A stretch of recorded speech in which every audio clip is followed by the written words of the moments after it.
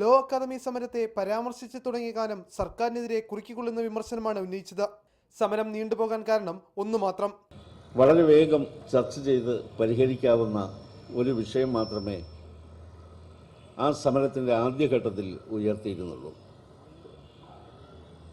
എന്നാൽ law academy വിദ്യാർത്ഥികളുടെ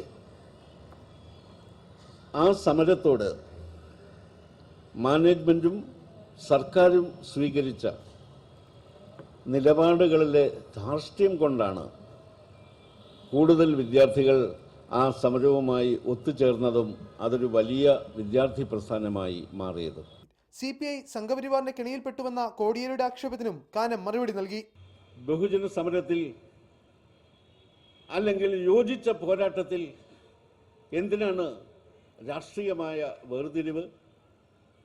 ജനങ്ങളുടെ പ്രശ്നങ്ങൾ ഉന്നയിക്കുമ്പോൾ അത് കൃഷിക്കാരൻ്റെ ആകട്ടെ, തൊഴിലാളിയുടെ ആകട്ടെ, വിദ്യാർത്ഥി സമൂഹത്തിൻ്റെ ആകട്ടെ, ചെറുപ്പക്കാരൻ്റെ ആകട്ടെ, നമ്മൾ എന്തിനാണ് ഈ രാഷ്ട്രീയമായ വേർതിരിവ്?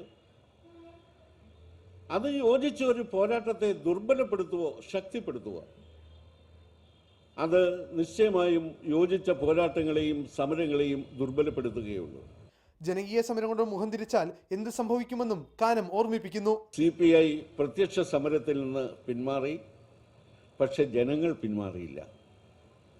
അങ്ങനെ നമ്മൾ പിന്മാറിയിടത്തേക്കാണ് അവിടെ തൃണമൂൽ കോൺഗ്രസിൻ്റെ നേതാവ് വന്നതും ആ സമരത്തിന് നേതൃത്വം കൊടുത്തത്.